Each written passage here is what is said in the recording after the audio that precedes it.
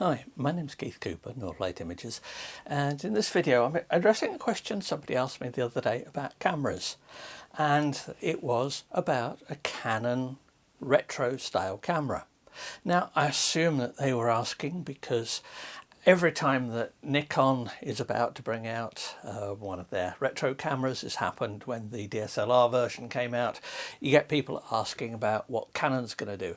And really, the question would be, if Canon was to bring out an RF mount camera that was styled as retro, what would it be? What counts in the Canon world as retro? Well, come to think of it, what counts as retro in anywhere in the camera world? As an example, this is Canon 1DS. I got this in late 2003, that's 20 years ago. It still works fine, 11 megapixel full frame. Would something like that be retro? Well, of course not. It looks far too modern. If something like this was going to come out, well, I suspect that would be the fabled R1 that everybody seems to be waiting for, but nobody has. It'll come eventually, but whatever. But bigger question is, why are the camera companies bringing out retro cameras? Now, Canon themselves, when asked to give their normal sort of non-committal, we don't comment on future products line. Well, fair enough, they've done that for years. But what counts as retro? Here are a few cameras from my spare cameras drawer. And looking at the number of them, I really ought to perhaps get rid of some of these, because I'm sure some of them have some value, because I'm never going to use them again. I'm not going to take up shooting film. I can't see it happening, just something like that. But what counts as retro?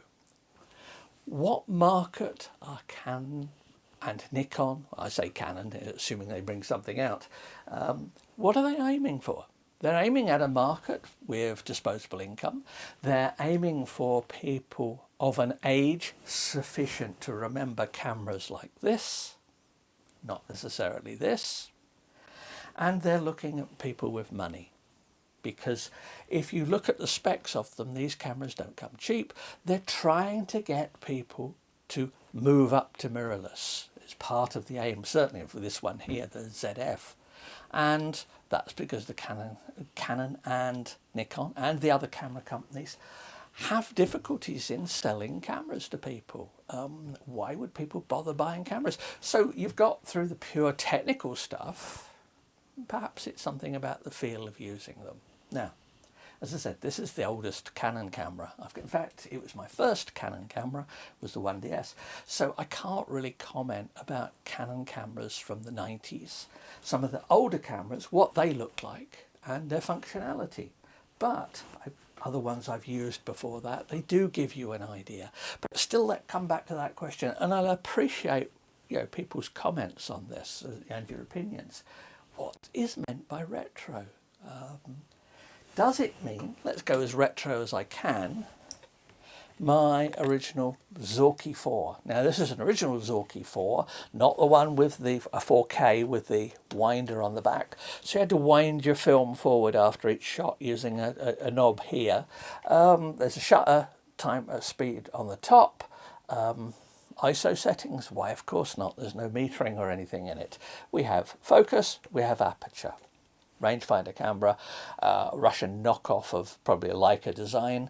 This one has a faulty shutter mechanism, probably caused by someone, might have been me, might not have been, moving the dial here to a place where you shouldn't move it. Yeah, I had this when I was 10. This is my first proper camera. I've looked at some of the pictures I've taken with that. I found some recently, and technically we can see how far photography's come, and also in the intervening 50 years we can see how much my own personal photography has come, although it is helped by things like this that I use now professionally, the GFX 100S, albeit with a Canon tilt shift lens in, because I'm waiting to see what the Fuji tilt shift lens looks like. Now I'm hoping to have a look at one before too long, and we'll see how it compares to this. And well, this one works better on this because this is obviously designed for full frame sensor. Shift lens covers bigger sensor. But anyway, that's another matter. So there we go. That's about as retro as I can get. Do I want something like that in digital? Well, if I did and I had lots and lots of spare money and was worried about what it said on the front, I could, and how much I spent on my lenses, I could buy myself a Leica. Has its vocal fan club. But I'm not one of them. I just don't see the point in it. But obviously, you know, I must miss the point somehow. But let's move forward a bit more. It's a bit more likely. Well, the weight here. This is a Zenith EM. This is a special one bought out for the 1980 Moscow Olympics. I had a Zenith E before this, and I had a Zenith Photo Sniper kit as well. Now this one, yeah, we've got focus, we've got aperture. Got this. We can set, because it's got metering, we can set sensitivity of the film on it. This one has a proper wind lever. Yeah, Helios 44 lens, nice sharp lens on it. Perfectly good lens. This lens, by the way, works with an adapter perfectly well on this GFX 100. So this is heavy though. They are solidly built. I used to be a geologist, and certainly if you forgot your hammer and you're out photographing things, you could easily crack open rocks with one of these. They were renowned for being pretty solid. But anyway, that was that. Here's actually the first Fujifilm camera I had. Not this one. I'd forgotten about this one. This is an ST605N. This one has, if I remember rightly, match needle metering, so it's a little bit more automated. We've still got aperture setting here. We've got focus, another perfectly reasonable lens on it. I'm seeing a feature, certainly if I look to the two OM2s here, OM2 and OM2N, it seems, and looking at that camera there, it seems that a key feature of calling a camera retro is a boxy design. Sharp edges, not smooth edges like that, but sharper edges like this. So there we go, let's put that one next to its long descendant in many ways, two Fujifilm cameras there. Yeah, I got some decent pictures out of this one as well. Not quite as huge images as you get out of this, but there you go.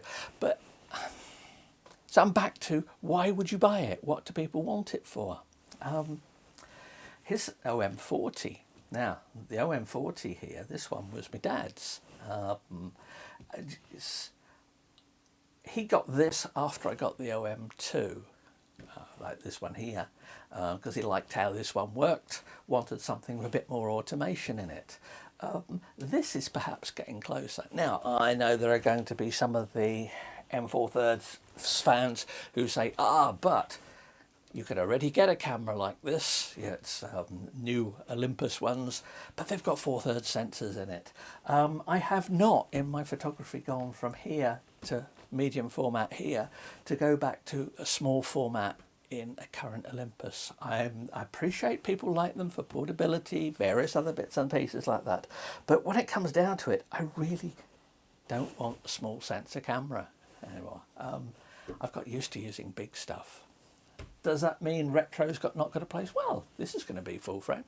But, you know, what are you actually going to get from this? You can see some dials on the top and setting things. And a very interesting comment I saw about a discussion about the potential ZF.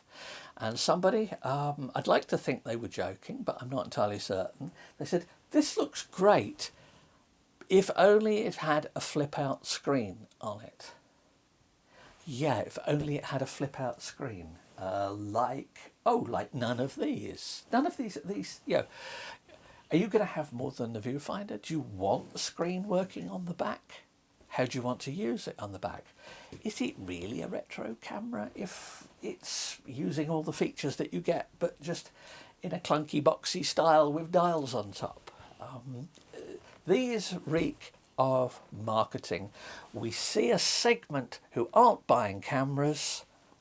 They have money. We can tweak design of something we've got. Therefore, we'll bring it out and we'll appeal to the retro market.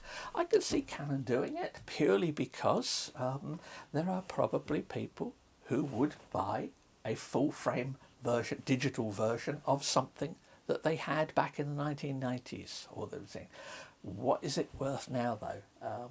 Is it more symptomatic that the camera makers are getting a bit more desperate at selling cameras? I think there is an element to that. You know, oh, there's another one I forgot here. This was one that I was given. It's an X700 Minolta. You know, there we go. I suppose we could bring out a Sony retro camera that was like that. But really, why would you want one? If you're I mean, genuine question here. If you're interested in the idea of a retro camera, why are you interested in the idea of a retro camera? Because if I want something of size like this, I've got the Canon EOS RP that I'm filming this on. That's quite small, certainly smaller than these ones here. Does it not give the right feel? Perhaps not. What is it about? Why would you bother to do it? Fair enough. But anyway, appreciate any comments. Thanks for watching. As you probably guess, I'm a little bit mystified as to why people buy cameras like this. I suppose then some people are going to be mystified as to why I keep all these still in the drawer somewhere. Anyway, thanks very much for watching. Please do subscribe to the channel. I'm hoping to get some more testing done with this, the GFX 100S. It's been a bit off recently. My father's been taken into hospital, is not well. He's 91, but even so, he lives some distance away from where we are, which makes things a bit awkward and a bit, and it sort of dampens the enthusiasm a little bit for doing stuff like this. So we'll see what's what, yeah. Don't think he's going to be taking this out anymore. I think he'd probably like one of my new digital ones, but I think this would just be a bit too clunky these days. Anyway, thanks for watching again. Cheers, bye.